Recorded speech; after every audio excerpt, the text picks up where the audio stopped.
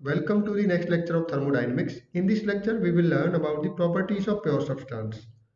जैसे कि हम प्रीवियस लेक्चर में पढ़ चुके हैं कि प्योर सब्सटेंस वो सब्सटेंस होते हैं जिनकी केमिकल कंपोजिशन यूनिफॉर्म रहती है थ्रू आउट। अब हम उसी टाइप के सब्सटेंस जैसे वाटर है, तो वाटर की प्रॉपर्टीज की हमें स्टडी करनी है कि वाटर का प्रेशर क्या है, टेम्परेचर क्या है, किस पॉइंट पे स्पेसिफिक एंथैल्पी कितनी है। तो हम प्रॉपर्टीज एक्सटेंसिव हो या इंटेंसिव उनकी स्टडी करनी है आपको। तो उनके लिए कुछ डायग्राम्स की हम हेल्प लेते हैं, उन्हीं डायग्राम्स को हम प्रॉपर्टी डायग्राम्स बुलाते हैं।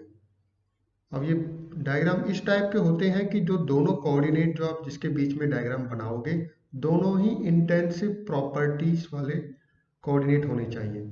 जैसे कि मैं प्रेशर या टेम्परेचर वॉल्यूम के बीच में नहीं बना सकता, क्योंकि टेम्परेचर तो हो गया इंटेंसिव, वॉल्यूम एक्सटेंसिव प्रॉपर्टी है, इसीलिए टेम्परेचर स्पेसिफिक वॉल्यूम के बीच में बनाते हैं।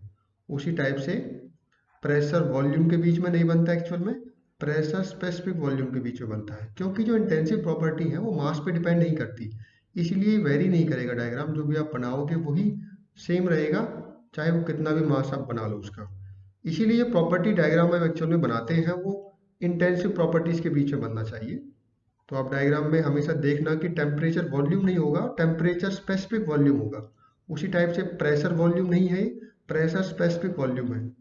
प्रेशर टेम्परेचर होता है, टेम्परेचर एंट्रोपी नहीं होता, टेम्परेचर स्पेसिफिक एंट्रोपी के बीच में बनता है। और लास्ट का जो एंथैल्पी एंट्रोपी नहीं होता, ये स्पेसिफिक एंथैल्पी स्पेसिफिक एंट्रोपी के बीच में डायग्राम बनता है। तो हम इस लेक्चर में टेम्परेचर स्पेसिफिक वॉल्यूम डायग्राम को कवर करेंगे। तो देखते हैं कि प्योर सब्सटेंस के लिए टेम्परेचर स्पेसिफिक वॉल्यूम डायग्राम कैसे बनता है। तो हम एग्जांपल लेते हैं वाटर के लिए। वाटर भी प्योर सब्सटेंस है, तो वाटर के केस में हम टीवी डायग्राम बनाएंगे और यही आपका सेम होगा डिफरेंट प्योर सब्सटेंस के लिए भी। तो पहले एक कंडीशन लेते हैं। मान लीजिए वाटर की इनिशियल कंडीशन क्या है। वाटर आपका 20 डिग्री सेल्सियस और 1 एटमॉस्फेरिक प्रेशर पे है। अब आपने इसकी हीटिंग स्टार्ट की। अब हम एक डायग्राम देखेंगे कि टेम्परेचर और स्पेसिफिक वॉल्यूम में क्या चेंजेस आ रहे हैं। जैसे ही आप इसकी हीटिंग करोगे तो टेम्परेचर और स्पेसिफिक वॉल्यूम में क्या चेंजेस आ रहे हैं, क्या वैल्यूज उनकी गेन कर रहे हो आप। तो यहाँ पर मैं पूरे डायग्राम को डिवाइड कर लेता हूँ 3 पोर्शन में। पहले मैं करूँगा कि 20 से 100 डिग्री सेल्सियस तक टेम्परेचर, तब देखूंगा बिहेवियर, देन 100 से 100 डिग्री एंड लास्ट 100 से 120 डिग्री। तो मैं इसका टेम्परेचर 20 से 120 डिग्री सेल्सियस तक बढ़ाऊंगा और बिहेवियर देखूंगा कि क्या स्पेसिफिक वॉल्यूम और क्या टेम्परेचर की वैल्यू बढ़ रही है वहाँ पे। तो पहले रीजन को हम नाम देंगे 1 2, सेकेंड को 2 3 एंड थर्ड को देंगे 3 4।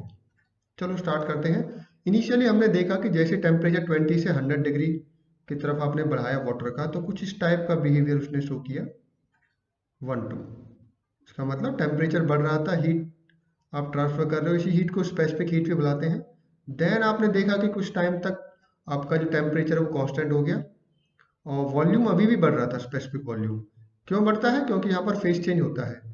जो आपका ये सैचुरेटेड लिक्विड से सैचुरेटेड वेपर में कन्वर्ट हो जाता है। मतलब 2 पॉइंट पे कंप्लीट लिक्विड था, 3 पॉइंट पे कंप्लीट वो वेपर में कन्वर्ट हो गया।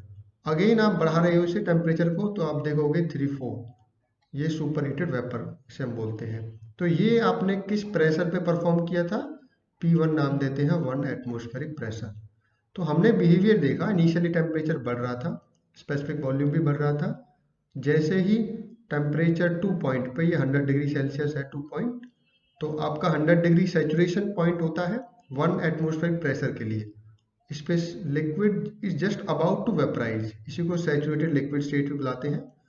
और उसके बाद धीरे धीरे वेपर में कन्वर्ट होना। अब इस पॉइंट को अगर मैं बोलता हूँ 2 डैश, तो यहाँ पर आप देखोगे जो कंप्लीट लिक्विड का हाफ पोर्शन लिक्विड में है, वाटर का हाफ पोर्शन आपका वेपर में कन्वर्ट हो गया था।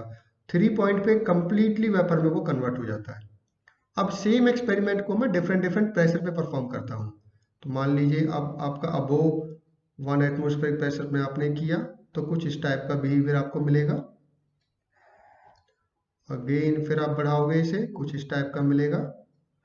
जो ये पॉइंट्स हैं आपके, ये पॉइंट्स, ये सैचुरेटेड पॉइंट्स होते हैं, सैचुरेटेड वेपर। तो अगर आप जब इनको मिला दोगे तो एक आप इस टाइप का कर्व आपको मिलेगा।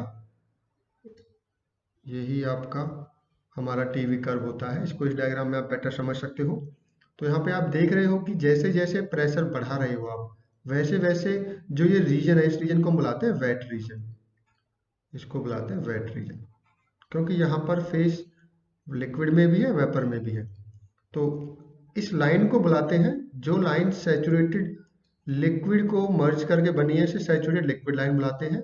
और जो ये लाइन जो कि सैचुरेटेड वेपर पॉइंट्स को मिला के बनी है सभी को, इसको बुलाते हैं सैचुरेटेड वेपर लाइन।